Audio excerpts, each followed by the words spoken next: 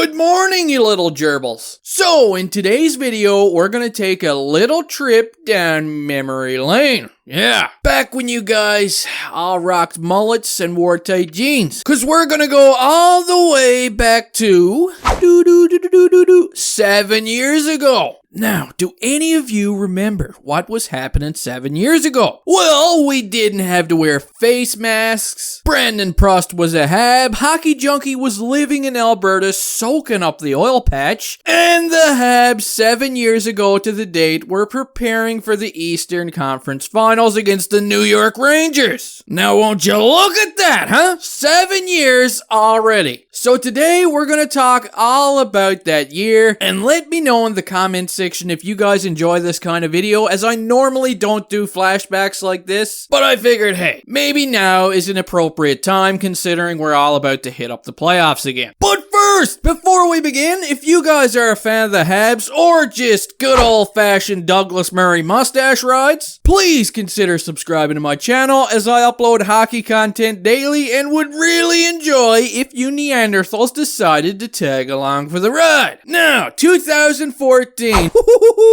I remember watching every Habs game religiously that year. Carey Price was on fire. Things were looking good. Pacioretty potted 39 goals that year. Actually, let's just bring up the whole damn player statistic sheet here, and we'll have a look at this for a couple of minutes. And whoa, look at that. The first thing I noticed here when I'm looking at all the names is that Brendan Gallagher is the lone soldier here, guys. Yeah, Gallagher is the only forward that is still on the team today. Everybody else is gone. All the defensemen gone. Carey Price is still here. Well, sometimes. So hey, that makes Gallagher and Price the only two players that are still here. Pretty crazy when you think about it. And those are some pretty decent point totals here. Pacioretty, Subban, Desharnais. Look at Davey Desharnais. Damn, that guy was a beast when he was playing with Pacioretty. I remember that? Of course you do. Thomas Plekanec, Andrei Markov. You know what? They never won the cup that season, but that was a fun year. It was a grand old time. And I think if Krieder,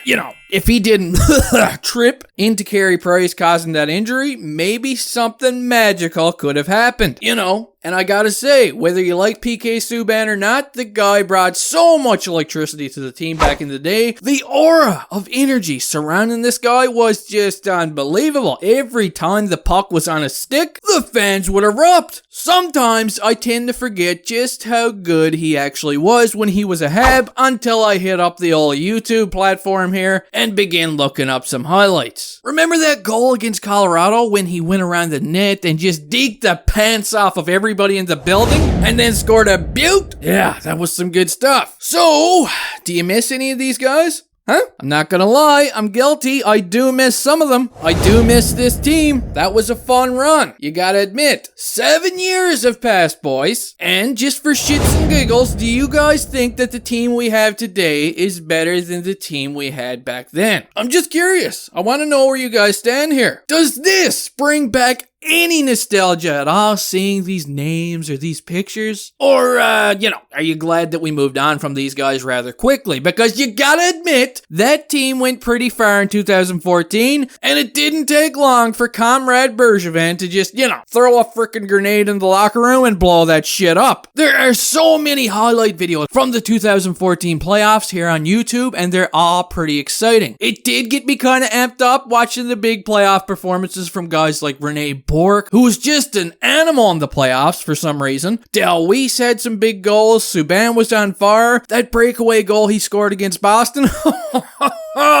That was good. That was something special, I tell ya. Thomas Vanek was brought in at the deadline, and he was on fire during his short stint in Montreal. And it just got me thinking, every playoffs, there are usually a couple of guys who really step up their game and are far more noticeable. And it's always great to watch. Last year during the bubble, it was Suzuki and Kotkaniemi who both really upped their game during the playoffs. I wonder who it's gonna be this season, huh? Who the hell is it gonna be? Will Yoel Armia play to his max potential every game and blow our minds? Can Corey Perry rekindle his playoff magic of the past? Will Eric Stahl learn how to play the piano during the playoffs? Can a brand new, fresh, just out of the box Cole Caulfield step up his game even more during the playoffs?